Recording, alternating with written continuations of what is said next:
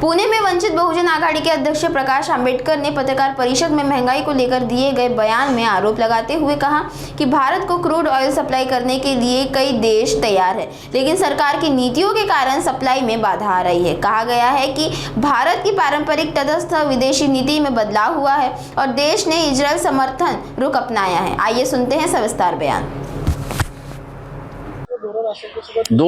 मी तुम्हाला असणाऱ्या पीएनबीचे 2 नोटिफिकेशन हे करायला सांगतो। एक ऍग्रीकल्चरला 2005 साली पीएनबीने गव्हर्नमेंट ऑफ इंडियाचं काढलेलं स्टेटमेंट आणि आता माझ्या अंदाजानं मार्च मध्ये 2026 ला काढलेलं स्टेटमेंट ते बोलका असं मी त्या ठिकाणी मानतोय।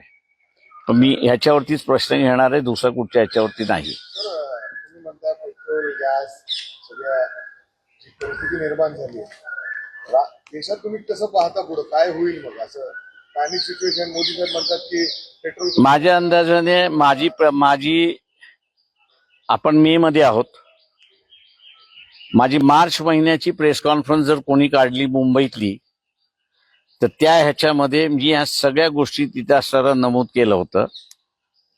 आता असताना मोदी म्हणतात आहेत की प्रिपेअर, त्या सगळ्या ह्याच्यामध्ये माझं म्हणणं असं आहे की गॅस आणि पेट्रोल आणि डिझेल आणि खत याचा भाव आकाशाला भिडणार आहे अशी परिस्थिती आहे।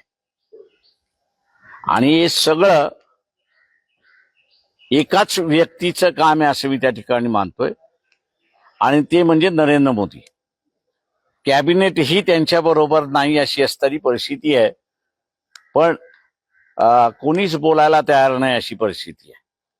पूर्वी डिझेल तर ठीक आहे, डिपेंडन्सी आपली दुसऱ्या देशाने, ते हे पण म्हणतात सोनं पण विकत घेऊ नका, त्याचे काय कारण असेल?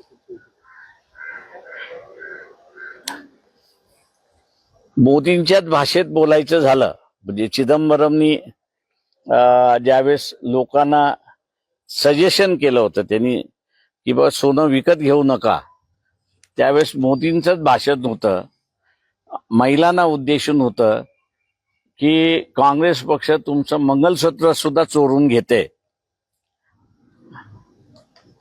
तेव्हा मोदींना त्याच भाषणाची आठवण करून देतोय की तुम्ही लोकांना म्हणताय की सोनं खरेदी नका, याचा अर्थ तुम्ही असताना महिलांना असं म्हणताय की लग्नामध्ये मंगलसूत्र घालू नका, हाच त्याचा अर्थ होतो।